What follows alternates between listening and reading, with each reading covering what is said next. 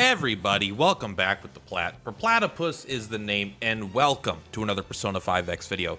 Today, we're going to talk about, well, the purpose is kind of two things. So, there is a new elucidator slash navigator, is I think what they should be called, coming to the game. Already did a video on her. But they have officially added all the weapons for characters on Pridewind. So now, before, when you wanted to go look at a character, you couldn't go look at their 5-star weapons. Like, even with, like, Makoto, you couldn't do it. But now, for, like, Rico, who's going to be coming out here pretty soon, if you come here, you can take a look at their weapons. And you can see here, there's going to be 2 different 4-stars. So this will be good for in advance, and we'll talk about that. But right now, what I want to talk about is I want to talk about the new 5-star weapon. So first, I want to congratulate Pridewind. This is a feature I specifically requested. I don't know if they already had it in the works or if they did it only because I requested. Thank you either way. I appreciate it. But we can now, when I do these videos initially, I can actually take a look at their 4-star weapon and 5-star weapon. When I did it when I just did this one, they didn't have it on there. It went live, I believe, today. So now we can discuss as part of the initial videos when I'm covering a character if I think their 4 or 5-star weapon is going to be worth it. But since I didn't do that, we're going to do that as a standalone in this one here. So the Starry Light Soothsayer is her normal weapon. Increase attack by 12%. Keep in mind this is an elucidator slash navigator. After using a skill, increase the main target's damage by 4.8% for 2 turns. If this skill spends a cocktail, which is going to be pretty common, increase damage dealt by another 3.6%. Sorry, we should go with the top end because this is a 4-star weapon. So you're getting a base 24% attack increase, and then an 8.4% damage increase on 1 target, and an additional 6.3%. So that's not quite 15%, but it's roughly 15% bonus damage on 1 specific target. Honestly, when I read that, it just doesn't sound that powerful. I mean, 15% bonus damage is good, and as a weapon, that's like nice, but I feel like that's not anything crazy, if I'm gonna be honest. But I mean, it's solid. But if we take a look at her 5-star weapon here, this is the one we're gonna compare the peak to the bottom. So very first thing, increase attack by 30%. One thing I do want to kind of keep in mind here, it is important because her attack's important because like it scales up to like whatever 5,000 attack. For her it's probably gonna be a lot harder to hit with a 30% bonus than a 24%. Like it probably is just pretty close. But the attack isn't as crazy as it isn't as important as it is on other characters, because she is converting like 15% of it into the attack to allies. But again, it's like 15%. Like, that's not very much. And her own attack is only scaling how much she kind of buffs, which, I mean, look, I know it's good. You want the higher attack, but I really think this 30% is a little bit of a red herring. I don't think it's like that impactful, especially when you're comparing like a 6% difference. But then, for each cocktail spent, randomly give 1 of the following effects to the entire party. So, and again, keep in mind, her kind of kit is based around getting 3 cocktails set up.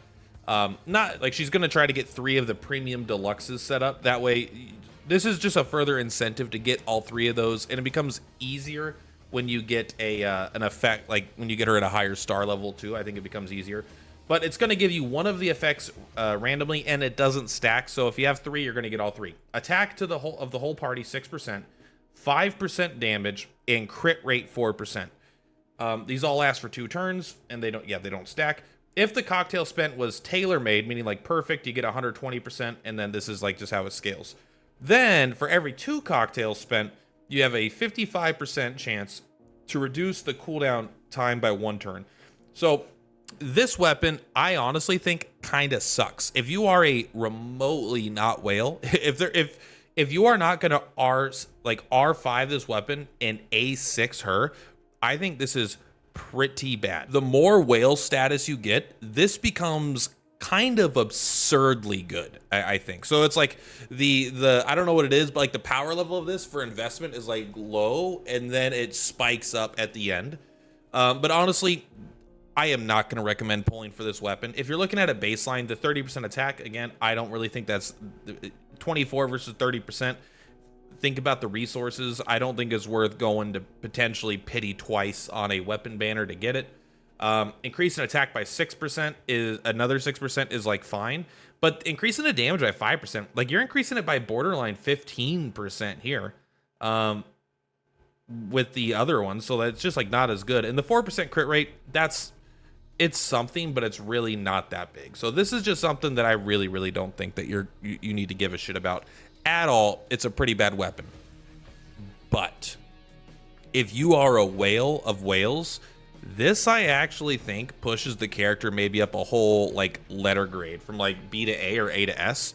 Because if you think about this, if you get this up to R, probably R6 or R5, R6, right? Yes, obviously the attack is huge.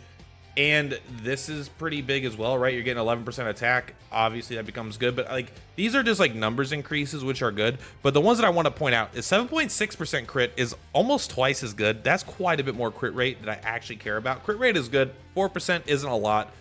Every time you get another percent, you know, every percent is closer to 100% is just like a direct damage increase. So it is very good. But this right here, for every 2 cocktails spent, 100% chance to reduce her cooldown by a turn.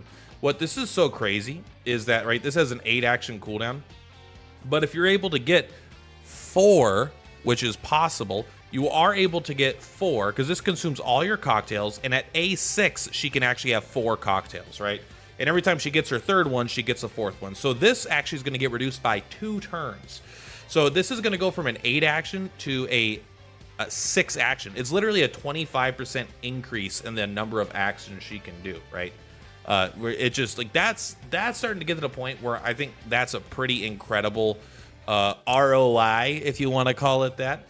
But I just don't think anyone should bring her here. But if you're gonna wail out on her, I'm telling you, I don't think if you're gonna A6 her, I think at that point you might want to decide to also R5 her weapon, right? Because I don't know why it's called R5, rank 5. I think it's like Forge 5, but whatever. Point is that having a 100% chance to proc twice when you use her skill 3, and pretty much all the time anyway, you know, just it's gonna proc all the time. I think that just is gonna give her so many more actions. It's gonna make your team do an insane amount of more damage. So that is kind of my thoughts on that. We don't need to make this video longer than it needs to be, but my guess is that this is a easy skip weapon. This is not good enough to get.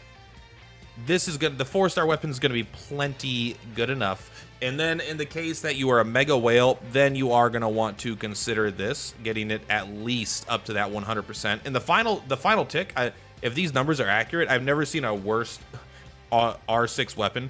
The only thing you're getting is like what 8% attack and none of the effect scale. So it's like really you just stop here and you're set for life. But yeah, again, like if you want to hear my thoughts on the character themselves, I already have a video out for that. For me, they're going to be kind of an easy skip, but I'm going to pull for them. But if I don't get them, I'm not like going deep, right? I'm going to spend what I'm going to spend. I'm going to pull. In the worst case scenario is I build pity, and the worst case scenario, I guess, is I get her and I make some YouTube content with her. And the best case scenario is I guess I build pity, or I get her in one multi and don't need to think about it. All right, guys, that's all for today. Much love for Platypus per Platypus. I'll see you on the flip-flops. Bye!